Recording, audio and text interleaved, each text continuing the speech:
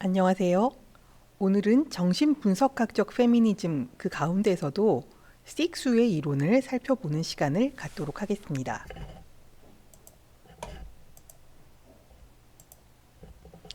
자, 기본적으로 정신분석학적 페미니즘이라고 하는 거는 지난 시간에 설명드렸던 대로 정신분석학 이론을 바탕으로 해서 여성의 문제 상황을 분석하고 대안을 찾아보는 그런 입장을 말합니다. 그러면 도대체 어떤 부분을 정신분석학 이론을 가지고 살펴보느냐라고 질문을 한다면 이렇게 답할 수 있겠죠. 실제로 우리가 살고 있는 이 시스템은 가부장제 문화가 지배적인, 다시 말해서 가부장제라고 하는 이데올로기가 지배 이데올로기로 작동하는 그런 세상이죠. 그죠? 자, 그러다 보니까 타자 혹은 소수자 혹은 주변인으로 여겨지는 여성은 언제나 중심이 아니라 주변부, 논외 이런 존재로 살아가게 되는데, 그렇게 오랜 시간 동안 살다 보면 여성이 특정한 심리적 경험을 갖게 되고, 이 심리적 경험 때문에 여성이 원컨 원하지 않건 특정한 문제 상황에 이렇게 도달하게 되는 이런 상황이 계속 생기더라는 거죠.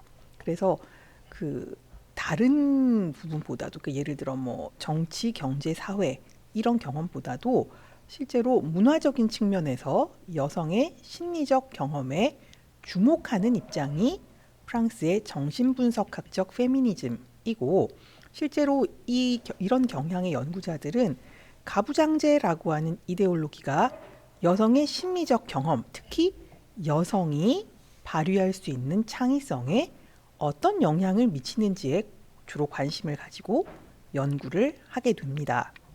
자, 그런데 창의성을 주로 살펴본다라고 하는 것은 실제로 여성 예술가들의 어떤 실제 예술 작업을 함에 있어서 드러나는 부분이라거나 아니면 작품 속에서 나타나는 여성의 특유한 심리적 경험의 문제, 이런 부분을 주로 살펴본다는 얘기입니다.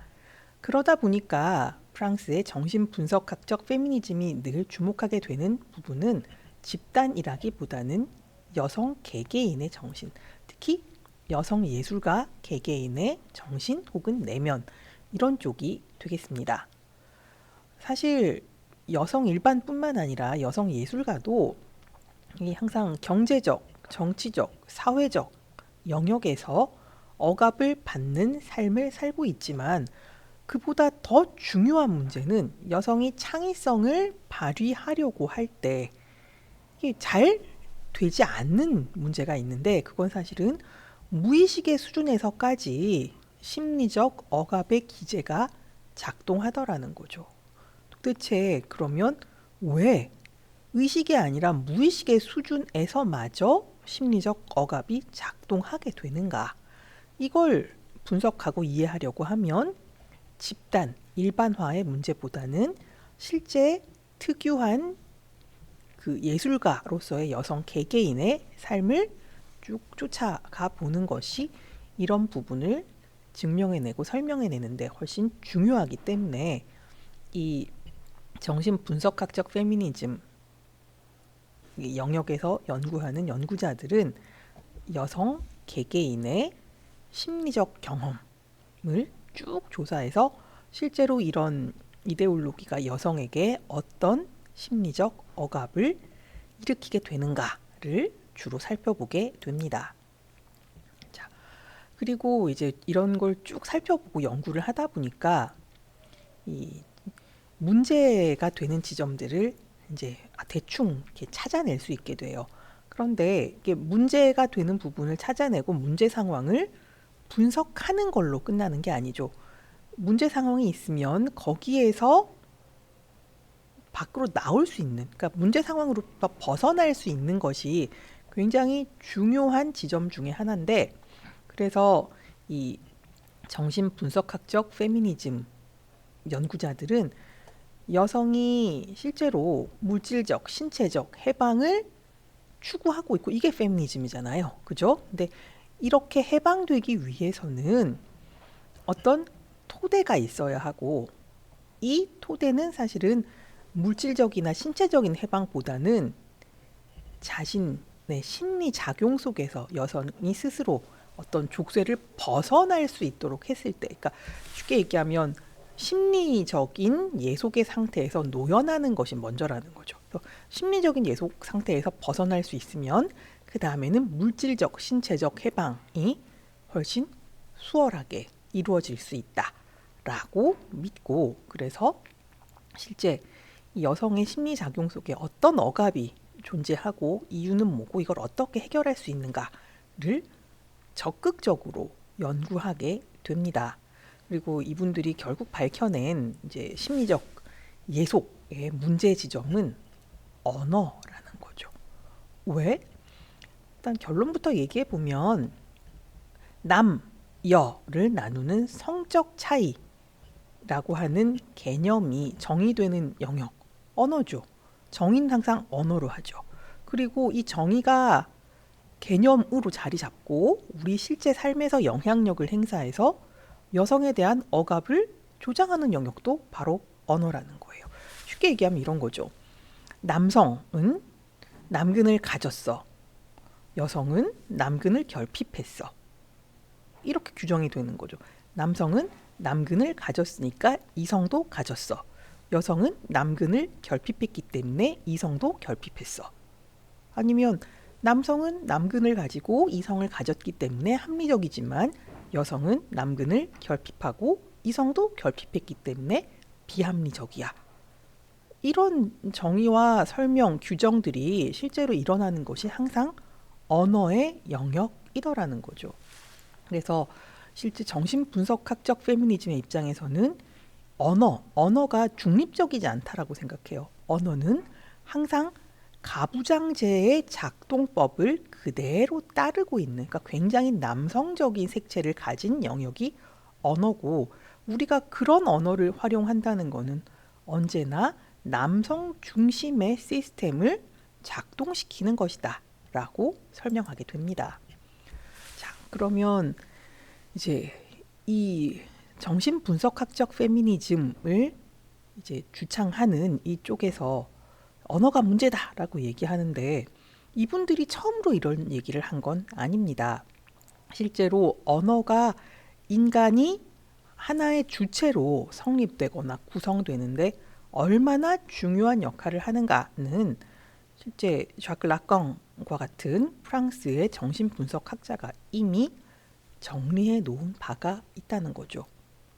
자, 라깡의 설명에 따르면 이제 우리는 태어나서 이렇게 쭉 살아가면서 죽을 때까지 기본적으로는 상상계와 상징계를 거쳐간다고 해요. 그리고 아주 특이하게 실제계를 경험하는 사람이 있기도 하지만 일반적으로 대부분의 인간은 요 두 세계를 경험하다 죽는 거라고 락강은 설명합니다. 자, 그럼 상상계는 뭐고 상징계는 뭐냐? 일단 이걸 알아야 실제계를 설명하든지 말든지 할 수 있겠죠. 그죠? 자, 제가 여기 아이콘을 그냥 아무렇게나 붙여놓은 게 아니에요. 상상계, 이게 어이구 오타가 있네요. 여기 N이 빠졌네요. 이런. 그러니까 상상계는 이렇게 라깡이 프랑스 사람이니까 불어를 쓰는데 리마지네르예요. 여기 쉬하고 I하고 A 사이에 N이 더 들어가야 돼요. 자료를 올릴 때는 이제 오타를 바로 잡겠습니다. 자, 상상계는 말 그대로 상상이 지배하는 세계라는 거예요. 근데 이 상상이라고 하는 게 여러분이 생각하시는 것처럼 막 무한한 상상력, 어디로 튈지 모르는 그런 상상, 이게 아니고요. 사실 리마지네르에서 중요한 건 이미지예요. 이미지 뭐예요? 우리가 이렇게 생각하면 떠오르는 어떤 표상, 그림 이런 거죠. 그죠? 이게 지배하는 세계가 상상계입니다. 그리고 상상계는 주로 유아기, 아동기까지 해당이 돼요. 기본적으로 상상계의 시작은 락강의 설명으로는 생후 한 9개월 정도부터라고 해요. 왜 그러냐? 사실 이제 우리 모두가 내가 아가였을 때 어떻게 했는지 기억이 안 나죠. 그죠? 그렇지만 다른 아가들이 자라는 걸 보면 이 애들은 처음엔 태어나서는 막 울기만 해요. 그냥 앙앙 울기만 해요. 그러다가 이제 한 달쯤 지나가고 이러면 아이들이 그 손발을 움직일 수 있게 되고, 좀 지나면 손가락도 빨고 발가락도 빨고 다 빨아요. 그걸 락강이 뭐라고 설명하냐면, 처음에 세상에 태어나서 이 아이들이 굉장히 허하대요. 왜냐하면 자궁 속에 있을 때는 굉장히 안락하고 쾌적한 이런 느낌을 갖고 있었는데, 갑자기 밖으로 나오게 되면 뭔가 허한 느낌이 된다는 거죠. 그래서 그 나와 일체감을 느꼈던 엄마로부터의 분리가 아이들에게 굉장히 큰 상실감, 대체 불가능한 상실감을 준다는 거예요. 그러다 보니까 뭔가 자기와 일체감을 줄 수 있는 대상을 찾아야 하는데, 처음 찾은 대상은 엄마라는 거죠. 왜? 아이들은 태어나면서부터 엄마 젖을 빨아요. 그럼 젖을 빨면서 아, 이것과 내가 같은 것이구나, 동일한 것이구나. 엄마와 자신, 혹은 엄마의 가슴과 자신을 동일시하는 것으로부터 이 허전함을 달래려고 노력한다는 거죠. 근데 보면 젖을 빨 때는 엄마가 나랑 딱 붙어 있지만, 그때가 아니면 엄마는 항상 딴 데 있어요. 엄마를 부르려 그러면 울어야 한다는 거죠. 그래서 이 아이는 아, 엄마와 나는 일체가 아니구나, 엄마와 나를 동일시할 수는 없겠구나 라는 생각을 하게 된다고 해요. 그럼 그 다음은 대체품을 계속 찾는 거죠. 손가락을 빨면서 이게 나구나, 발가락을 빨면서 이게 나구나 라고 생각하고 안심하려고 한다는 거죠. 근데 사실 뭐예요? 손가락, 발가락 뭐가 됐건 간에 내가 빠는 건 빠는 순간 일체감을 느낄 뿐이지, 그건 나의 전부가 아니죠. 나의 파편들일 뿐이잖아요. 그래서 이 아이가 이게 난가 저게 난가 항상 그러고 있다가 한 9개월쯤 되게 되면 굉장히 독특한 경험을 할 수 있게 된다고 해요.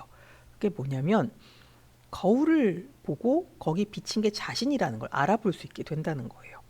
되게 묘한 게 9개월쯤 되면 아이들이 혼자서 앉을 수 있게 돼요. 등뼈가 이제 이렇게 딱 지지가 가능해서, 그 전에는 앉질 못해요. 근데 9개월쯤 되면 아이들이 앉을 수 있고 앉아서 놀 수 있게 돼요. 그런데 9개월쯤 된 아이들에게 실제로 거울을 보여주면 이 아이가 거울 앞에서 움직여보고 거울 속에 있는 이미지가 덩달아 따라 움직이는 걸 보면서 그 이미지와 자신을 동일시하고 굉장히 기뻐한다는 거죠. 왜? 여태까지는 부분 부분으로밖에 동일시를 못했는데, 거울 속에 비친 저 모습이 나의 전체다 라는 걸 비로소 깨닫게 되고 굉장히 즐거워한다는 거예요. 그래서 이 이후로는 저 이미지와 나를 동일시, 그래서 이미지를 매개로 해서 나의 정체성을 찾아가는 그런 시기가 펼쳐진다고 해요. 그걸 상상계라고 부른다는 거죠. 상상계는 락강의 설명에 따르면 이 거울 단계를 거쳐서 만 한 6살 정도 될 때까지 계속된다는 거예요. 이때까지는 이미지가 지배하는 그런 세상이 된다는 거죠. 계속 이미지가 지배하면 되지 않는가? 아니에요. 6살 무렵이 되면 어떻게 해요? 우리는 학교를 들어가요. 그죠? 우리도 만 6살쯤 되면 초등학교 입학하죠. 그죠? 거의 전 세계가 만 6살이 되면 초등학교에 입학을 하게 되는데, 이때는 어떻게 해요? 더 이상 이미지가 지배하지 않는다는 거죠. 6살쯤 되면 드디어 상징계가 시작된다는 거예요. 그런데 이 만 6살이 락강한테서만 중요한 게 아니라 사실은 프로이트한테서도 굉장히 중요해요. 왜냐하면 만 6살쯤 되게 되면 보통은 오이디푸스 컴플렉스가 시작이 된다고 보기 때문입니다. 오이디푸스 컴플렉스는 또 뭐냐?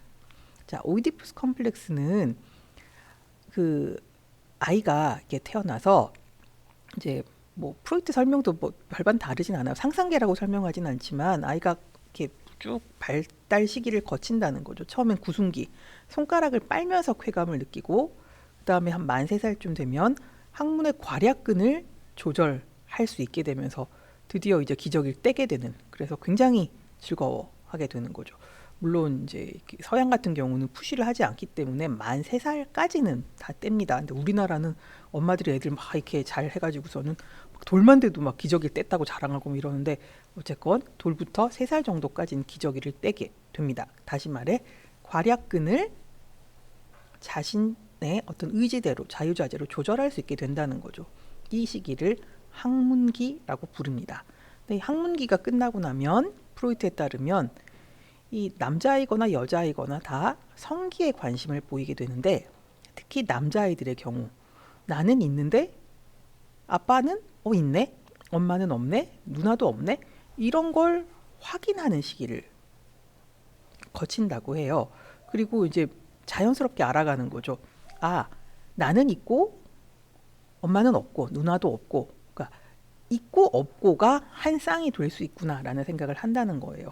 그래서 이 아이들이 처음으로 이제 뭔가 성적인 부분에 대해서 눈을 뜨는데, 이때는 나랑 가장 친한 이성이 엄마라는 거죠. 내가 너무 사랑하고 나를 사랑해 줌에 틀림없는 믿을 만한 대상이 엄마기 때문에 엄마를 자신의 짝으로 생각하게 된다는 거죠. 그래서 애들이 나는 크면 엄마랑 결혼할 거야, 엄마도 나랑 결혼해 라고 얘기를 하는데, 이거 불가능하다는 걸 곧 깨닫게 된다는 거예요. 왜? 아빠가 있으니까. 그죠? 엄마랑 결혼을 하기 위해서는 아빠를 물리쳐야 돼요. 근데 아빠를 물리칠 수가 없어요. 너무 크고 힘이 세거든요. 그럼 어떻게 해야 되느냐? 아빠를 물리칠 수 없으면 괜히 덤볐다가 내가 죽거나 아니면 내가 엄마에게 어필할 수 있는 유일한 무기로 믿어 의심치 않았던 나의 남근을 잘릴 수 있다는 공포에 시달리게 된다는 거예요. 이게 거세 공포입니다. 거세 공포를 경험한 남자아이는 어떻게 할까요? 아빠와 싸우겠다는 발칙한 생각을 접고 아빠 앞에 납작 엎드리게 됩니다. 아버지 시킨 대로 다 할게요. 이게 사실은 프로이트한테서도 중요하고 락강한테서도 중요한 지점입니다. 아버지 앞에 납작 엎드려서 아버지의 말씀을 다 따르겠습니다. 아버지의 법을 따르겠습니다.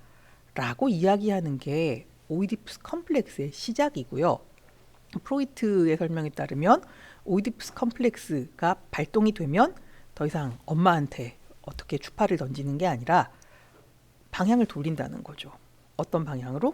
사회적으로 보다 가치 있는 일들, 예를 들면 공부를 열심히 한다거나 아니면 그 동성 친구들과 우애를 쌓는다거나 뭐 이런 일을 이렇게 쭉 이제 따라가게 되고, 제2차 성징 사춘기가 오면 그때 다시 이제 여성을 이렇게 둘러보기 시작하는데, 그때는 엄마가 아니라 자신과 비슷한 또래 여성에게로 관심을 돌린다가 이제 프로이트의 설명입니다. 근데 이 부분을 가지고 오는 락강은 조금 다르게 설명해요.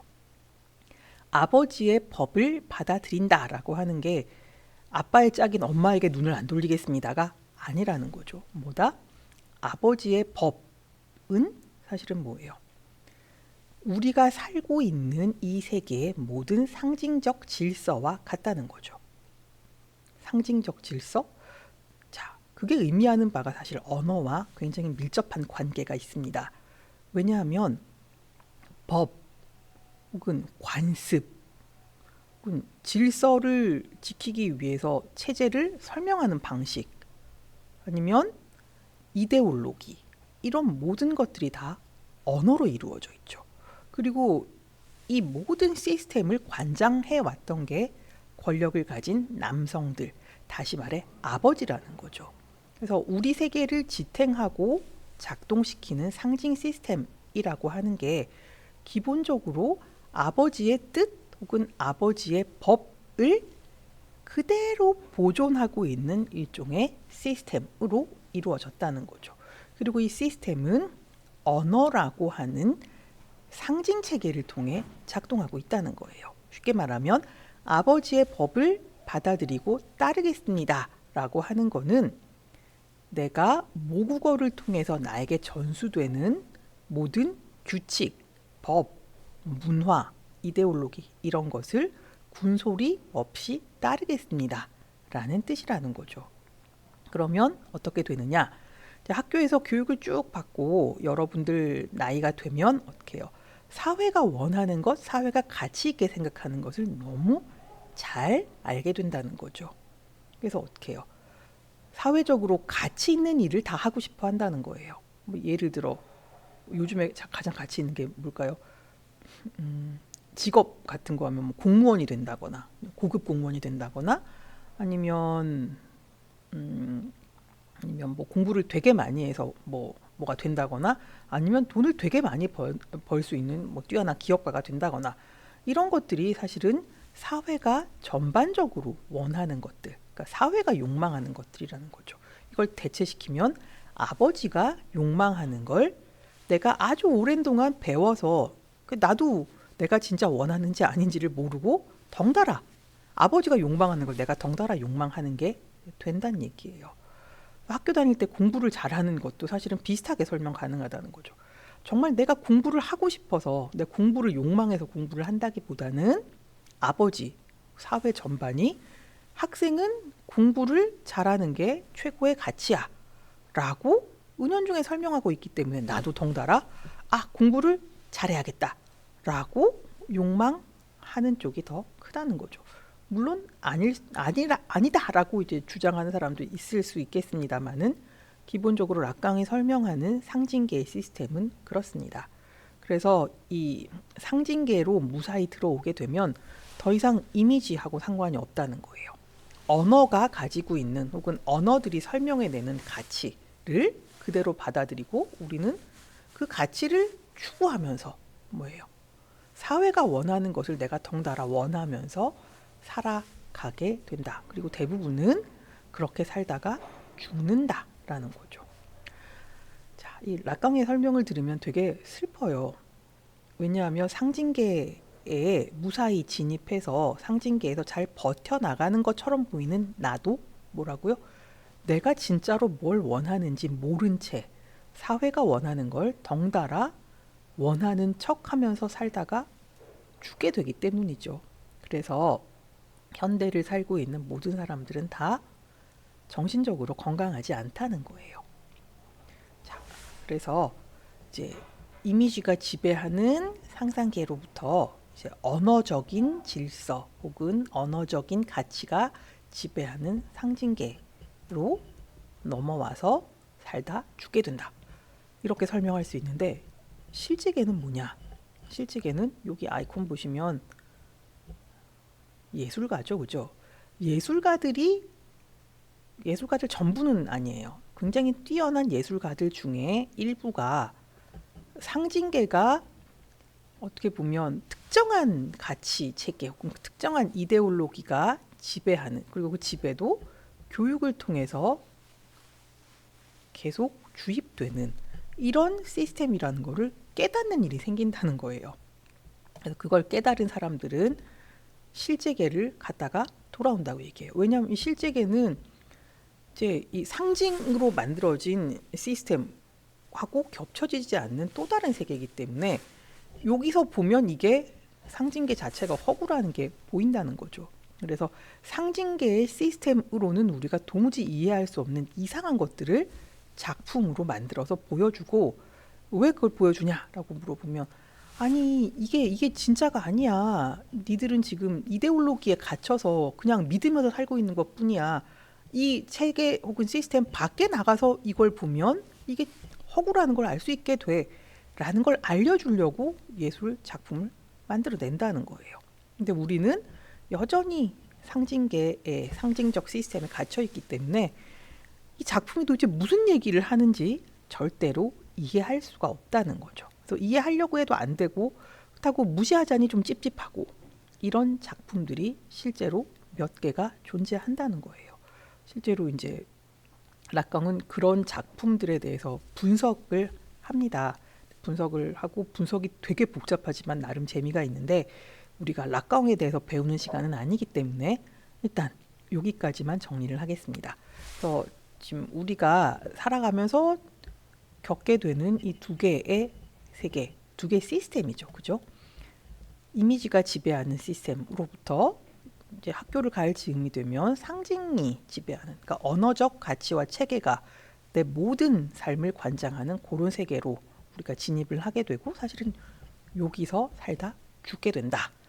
자, 그러면 우리는 항상 상징적 질서, 다시 말해 언어가 모든 것을 지배하는 세계. 이 언어는 사실은 여러분 모국어를 완벽하게 이제 습득해서 말을 편하게 할 수 있게 된다는 얘기는 뭐예요? 그 언어가 굉장히 오랫동안 함축해온 많은 가치와 질서들을 내 속으로 받아들인다는 뜻이에요. 이데올로기를 언어와 함께 내 속으로 받아들인다. 내재화한다라는 얘기인데, 이런 것들이 내 속에 들어와 있으면 기본적으로 한국어를 모국어로 하는 사람들이면 거의 유사한 가치 체계를 가질 수밖에 없다는 거죠. 그래서 이 정신분석학적 페미니스트들이 언어를 문제시하는 부분이 바로 거기에 있다는 거죠. 왜? 언어는 단순히 우리가 의사소통을 하기 위한 도구가 아니라는 거예요. 언어야말로 상징적 질서의 총체고, 그 속에는 지배적인 이데올로기들이 가장 강력하게 작동할 수 있는 체계가 만들어져 있다는 거죠. 그래서 식수 같은 이 논자들은 실제 언어가 얼마나 남성적인 성격을 가지고 있는지, 이런 부분을 밝혀내고 대안을 만들어서 우리에게 보여주는 그런 작업을 계속 진행합니다. 그래서 이제부터는 엘렌 식수라고 하는 이 프랑스 페미니즘 이론가의 입장에 대해서 살펴보도록 하겠습니다. 이 이론가의 입장이 굉장히 복잡하고 되게 좀 단번에 이해하기가 힘들어서 우리는 이걸 굉장히 단순화시켜서 이런 입장을 가진 거구나 정도만 이해하고 넘어가는 방식을 취하겠습니다. 자, 기본적으로 언어에 대한 식수의 입장은 굉장히 부정적입니다. 왜? 언어라고 하는 건 절대로 중립적이지 않고 가부장제를 따르고 있는데, 그 중에서도 이항 대립적 사고를 굉장히 잘 드러내고 있다고 얘기합니다. 그러면 가부장제가 갖고 있는 이항 대립적 사고는 뭔지 알아봐야 되겠죠. 그죠? 이건 뭐냐면 세계를 인식하는 일종의 방법인데, 세계를 어떻게 이해한다고요? 완전히 반대되는 두 가지 항으로 이해를 한다는 거예요. 반대되는 두 가지 항, 반대만 되는 게 아니라 언제나 왼쪽에 있는 것이 우월하고 오른쪽에 있는 것이 더 열등한 것으로 그렇게 그룹핑을 한다는 거예요. 예를 들자면 머리, 가슴, 문명, 자연, 아버지, 어머니, 그리고 이해할 수 있음, 만질 수 있음. 이 얘기는 뭐냐면 이해할 수 있다는 건 정신 능력을 활용할 수 있다는 거고요. 만질 수 있다는 건 정신 말고 몸으로 느낄 수 있다는 얘기예요.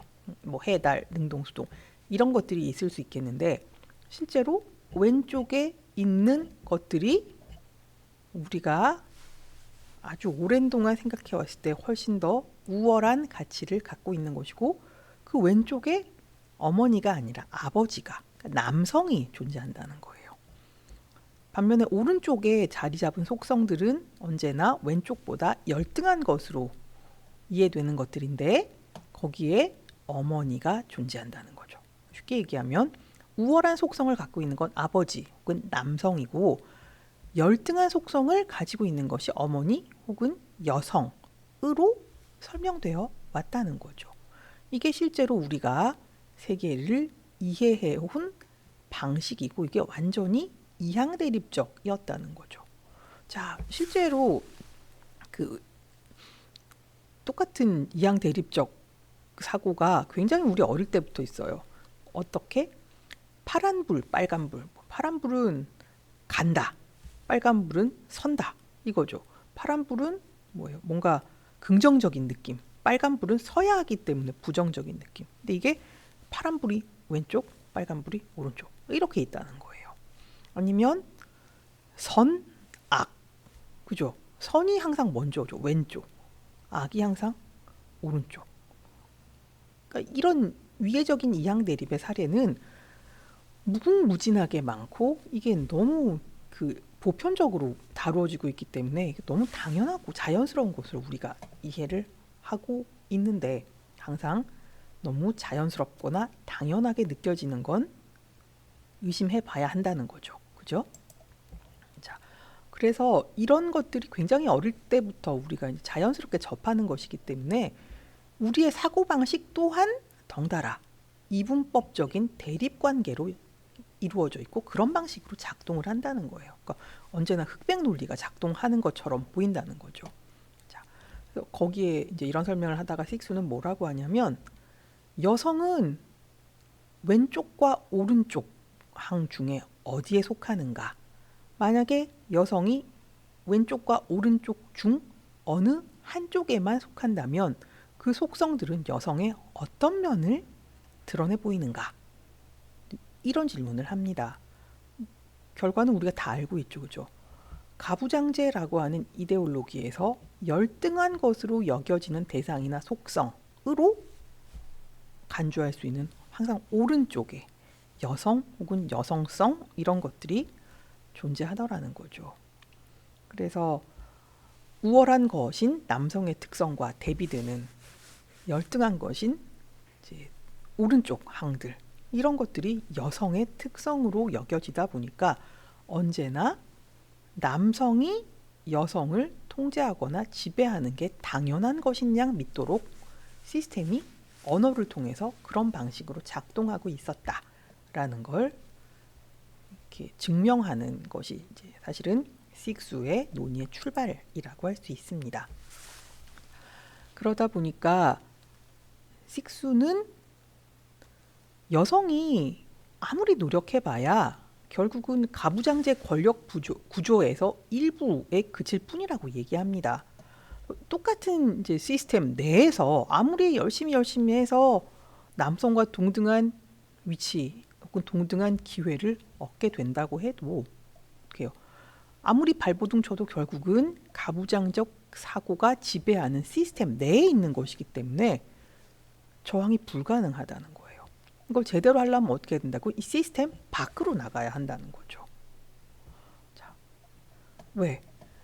그 시스템 내에서 권력을 획득하는 그것 갖고는 이 시스템 자체를 흔들 수는 없다는 거죠. 게다가 더 문제가 되는 건 그 시스템 내에서 위쪽에 올라가서 남성과 거의 동등한 자리를 꿰차게 된 여성들은 사실은 가부장적인 남성들하고 되게 비슷하다는 거예요. 왜? 그 자리까지 올라가려고 한다면 남성들하고 계속 경쟁을 해야 되는데 경쟁에서 남성을 이렇게 제끼고 올라갈 수 있도록 하려고 그러면 남성하고 똑같이 사고하는 훈련을 계속 해야 그 자리에 올라갈 수 있기 때문이라는 거죠. 그래서 우리도 보면 뭐 여성 장관, 뭐 혹은 여성 정치가 이런 사람들이 이제 막 올라오면 와라고 박수를 치는데 사실 그분들 얘기하는 걸 들어보면 왜 그 아저씨들이 얘기하시는 것과 똑같은 방식의 그 성인지 감수성이 떨어지는 저런 발언을 하시지? 이런 생각을 하게 되는 게 사실 그분들은 겉에서 보면 분명히 여성인데 내면 혹은 이 사고 방식을 보면 남성과 거의 흡사하다는 거죠. 실제 사례로 그 힐러리 클린턴 같은 예가 굉장히 대표적인데요. 힐러리 클린턴은 분명히 굉장히 똑똑한 여성이고 능력이 출중하다는 걸 전 세계가 다 알죠. 그런데 이분이 실제로 대통령 캠페인을 하는 와중에 드러났던 모습들은 그냥 기성세대 남성들하고 전혀 다르지 않았다는 거죠. 그래서 굉장히 많은 사람들이 실망을 하게 됐는데 그게 사실은 식수가 했던 이런 얘기랑 굉장히 비슷한 맥락에 위치하고 있다는 겁니다. 그래서 아무리 열심히 노력해서 이 시스템 꼭대기에 올라간다고 해도 이미 시스템 내에서 이렇게 힘겨루기를 해보는 것만으로는 시스템을 흔들거나 시스템의 변화를 줄 수가 없기 때문에 그건 옳지 않은 방법이다 라고 식수가 주장을 하고 있습니다. 그럼 어떻게 해야 되느냐? 어떻게 해야 되느냐? 실제로 식수는 대안을 제시합니다. 그 대안이 여성적 글쓰기라고 하는 일종의 개념, 태제 이런 건데요. 여성적 글쓰기를 본격적으로 이야기하는 논문이 있습니다. 논문이 메두사의 웃음이라고 하는 논문이고요. 이건 이제 1975년에 라크라고 하는 프랑스의 이제 학술 잡지에 실렸습니다. 라르크라고 하니까 그런데 이게 그 원어로 읽으면 L 어포스피하고 ARC이기 때문에 라크라고 하는 게 더 맞고요. 자, 이 메두사의 웃음은 뭐냐? 메두사가 누군지는 알지만 메두사가 웃는다는 얘기 들어본 적은 아무도 없죠. 그죠? 게다가 메두사가 웃는 걸 본 사람은 아무도 없습니다. 더더욱 없습니다. 왜? 메두사는 보면 죽기 때문에. 그죠? 그럼 메두사의 웃음이 얘기하는 건 뭐냐?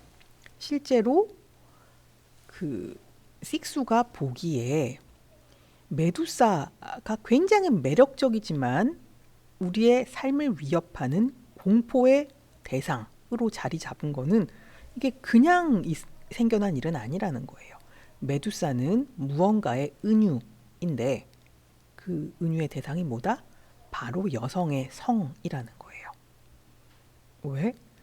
이 남성들이 보기에 여성이라고 하는 존재는, 특히 여성의 성은 너무나 매혹적이라는 거예요.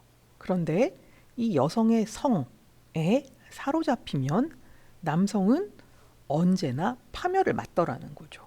여성은 마치 메두사처럼 너무 매력적인데 거기에 홀려서 말려 들어가면 죽음을 벗어날 수 없는, 그래서 매력적이지만 너무나 위험한 어떤 대상이더라는 거죠.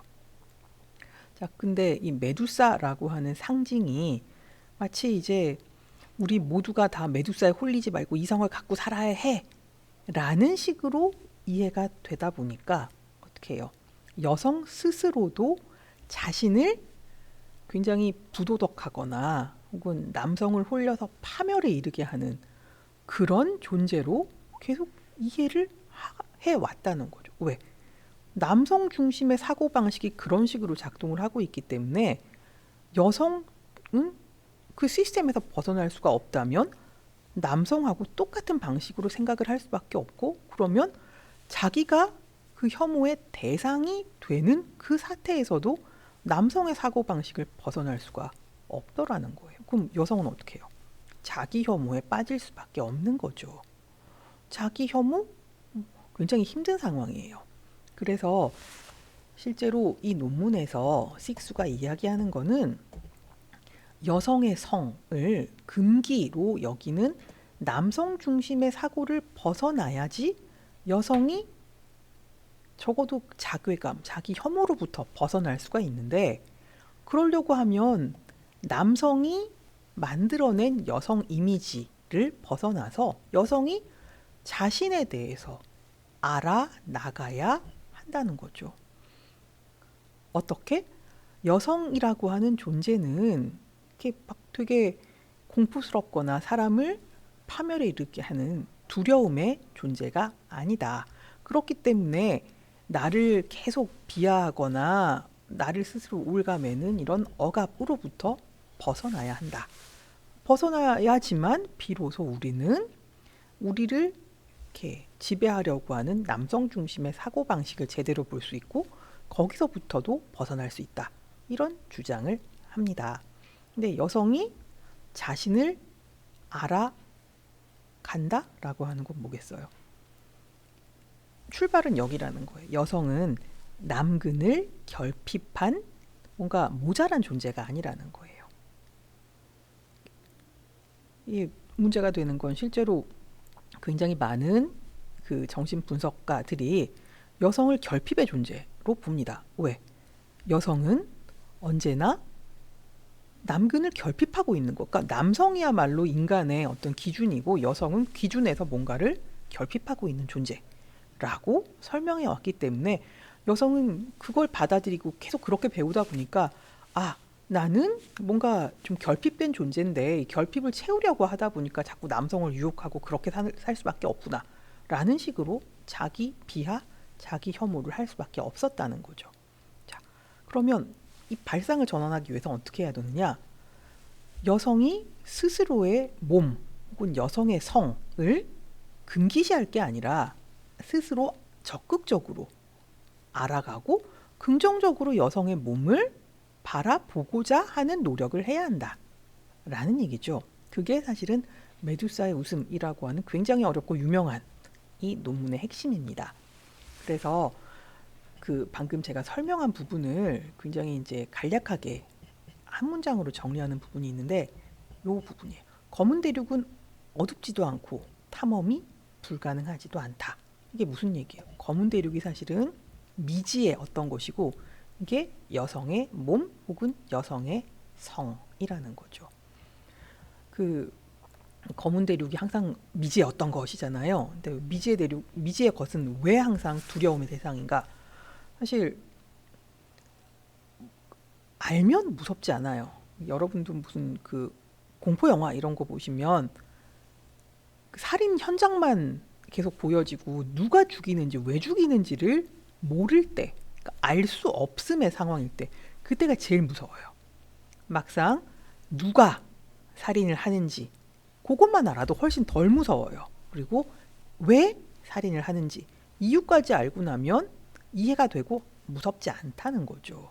물론 가끔은 이해가 돼도 완전히 미지의 존재, 완전히 생전 처음 보는 존재이기 때문에 계속 무서움이 계속 지속될 수도 있는데 거기도 마찬가지로 알지 못함이라는 게 두려움하고 연결된다는 거죠. 그러니까 항상 여성의 성을 금기시해왔던 거는 여성의 성이라고 하는 게 남성의 입장에서는 이해 불가능 혹은 알 수 없는 어떤 것으로 여겨졌기 때문에 두려움의 대상, 불가해한 것으로 여겨져서 계속 두려움의 대상, 배척의 대상 이런 게 돼왔었는데 여성 또한 남성 중심의 사고방식을 그대로 체득해서 그런 식으로 생각해 오다 보니까 자기를 대상으로 해서도 뭔지 모르기 때문에 이건 옳지 않은 것 같아. 나의 몸은 두려움의 대상이고 뭔가 불결해. 이런 생각을 계속 해왔다는 거죠. 그래서 식수는 더 이상 그렇게 하면 안 된다. 적어도 여성만이라도 자신이 누군지, 자신의 성이 어떤 것인지를 알아가도록 결단을 내려야 한다. 이런 주장을 한다라고 생각하시면 되겠습니다. 자, 그런데 이제 결단을 내리고 여성에 대해서 알고 이러면 어떻게 해야 돼요? 내가 보니까 여성은 이런 거야. 여성의 성은 이런 거야. 라고 설명을 해야 되잖아요. 설명을 해야 되는데 설명을 하려고 하면 항상 언어를 매개로 해야 되죠. 근데 식수가 보기에 이 언어가 엄청 문제더라는 거예요. 왜? 우리가 계속 활용하고 있는 이 언어는 기본적으로 남성 중심적인 어떤 가치관을 담고 있는 언어 체계더라는 거죠. 여성을 이제 제대로 이해를 했는데 여성을 설명하기 위한 도구를 남성 중심적인 가치관을 갖고 있는 언어로 한다? 이거 곤란하다는 거예요. 이 여성에 대한 부정적 입장을 갖고 있는 언어 체계를 계속 사용한다면 여성이 완전한 자기 긍정에 도달할 수 없을 것이기 때문입니다. 자, 그럼 이제는 뭐가 필요할까요? 처음에 결단을 했어. 그리고 열심히 연구를 해서 내가 어떤 존재인지 알았어. 그 다음은 남성의 언어에 오염되지 않은 새로운 언어를 필요로 하게 됩니다. 적어도 여성의 어떤 특수성을 설명하기 위해서는 적어도 그 부분을 설명하기 위해서는 새로운 언어, 중립적인 새로운 언어가 필요하다라는 결론에 도달하게 되는 거죠. 왜? 남성적 글쓰기라고 하는 거는 아까 우리 이분법의 사례에서 봤잖아요. 왼쪽이 기준이고 오른쪽은 이 기준하고 완전 다른 것이에요. 그리고 이 다름은 열등한 것으로 가치의 문제로 바로 귀결되게 되죠. 그죠? 그래서 이 남성적 글쓰기라고 하는 거는 타자 혹은 타자가 기준과 갖고 있는 차이 이런 것을 긍정적으로 보지 않기 때문에 어떻게 해요? 왼쪽이 더 우월하고 오른쪽이 더 열등하다라는 건 결국은 우월한 것이 열등한 것을 지배하는 것이 타당하다라는 지배관계로 모든 걸 환원해 버리더라는 거죠. 남성과 여성 마찬가지잖아요. 남성이 우월, 여성이 열등이기 때문에 남성이 여성을 지배하는 게 타당하다. 모든 게 이런 시스템으로 작동하더라는 거죠. 그래서 여성이 여성에 대해서 긍정적으로 검토해서 뭔가를 탐구해 냈다고 하더라도 이걸 남성적인 언어를 통해서 설명하다 보면 결국은 기존의 지배관계로 다시 환원되는 문제가 생긴다는 거예요. 그래서 남성적인 언어를 벗어나서 완전히 새로운 대안적 글쓰기가 반드시 필요하다라는 결론에 도달하게 됐고, 그런 새로운 글쓰기를 가리켜서 여성적 글쓰기, 그러니까 굳이 불어로 하자면 에크리튜 왜 이게 참 이상하지? 에크리튜인데 오타가 맞네요. 에크리튜 페미닌이라고 하는 새로운 글쓰기법을 만들어내게 됩니다. 자, 그럼 여성적 글쓰기는 뭐냐? 여성적 글쓰기는 사실은 그 남성적 글쓰기하고 조금 다른, 더 쉽게 얘기하면 거의 반대항에 있는 그런 글쓰기다라고 결론적으로 얘기할 수 있겠습니다. 그럼 식수는 그걸 어떻게 설명하느냐? 자, 여성의 삶의 원천이라고 하는 거는 여성 스스로가 자신의 원천이 돼야 한다는 거죠. 그러니까 여태까지는 남성이라고 하는 어떤 그 속성이 원천으로 작동을 해왔다면, 여성적 글쓰기 혹은 우리가 새로 발견한 여성의 삶에 있어서의 원천은 여성 자신이 되어야 한다는 거예요. 그러면 여성 자신을 원천으로 한 글쓰기는 어떤 글쓰기냐? 기본적으로는 이항대립적인 방식을 채택하지 않아야 하는 거죠. 더 나아가서는 남성적인 언어가 가지고 있는 가부장제 이항대립적 사고를 무너뜨리는 언어가 여성적 글쓰기의 언어가 되어야 한다는 겁니다. 자, 그래서 이항대립을 지탱하는 걸 논리라고 보고요. 논리를 작동시키지 않는 글쓰기를 이야기합니다. 그래서 식수가 주장하는 바 여성적 글쓰기는 논리가 아니라 항상 자유로운 연상법에 따라서 구성되고요. 논리를 따라 판에 박힌 듯 나가는 게 아니라 언제나 유동적이어야 한다는 거죠. 그죠? 그래서 여성적 글쓰기는 미리 정해진 올바른 구성법, 합리적인 논리 규칙, 이런 걸 요구하는 기존의 남성적 글쓰기에 저항하는 것이다. 자, 여러분 얼마 전에 논증적 글쓰기에 관한 이제 참고 자료를 받으셨을 거예요. 거기 나와 있는 모든 것이 사실은 남성적 글쓰기라고 생각하시면 되고요. 식수가 얘기하는 것은 그 모든 것을 거부하고 이 자유로운 연상에 따라 유동적으로 글쓰기를 할 때 이게 비로소 대안으로서의 여성적 글쓰기가 된다라고 주장합니다. 자, 조금 더 하고 필요한 부분을 마저 설명할게요. 그럼 여성의 힘과 생기 혹은 여성적 글쓰기의 근원이 여성성 혹은 여성에 있다라고 하는데, 그 여성은 뭐냐? 사실 어머니예요. 어머니와의 특정한 관계, 여기 유대라고 써놨는데 사실은 이 어머니와의 유대가 여성적 글쓰기에 굉장히 중요한 토대가 된다라는 거죠. 왜 갑자기 어머니? 사실 그 이제 정신 분석학을 열심히 연구하는 이제 많은 페미니즘 이론가들의 입장은 라깡에게서 이제 동일시의 문제, 주체의 문제가 시작되는 게 아까 얘기했던 그 상상계잖아요. 상상력, 이미지가 지배하는 고식이잖아요. 그 이전은 없냐는 거예요. 왜냐하면 이미지라고 하는 거는 언제나 윤곽이 분명하죠. 클리어해요. 그러니까 오려낼 수 있을 것 같은 이런 것들이 이미지라는 거예요. 이게 뭔가 클리어하지 않고 막 이렇게 흐릿하면 우리가 그걸 이미지라고 부르진 않는다는 거죠.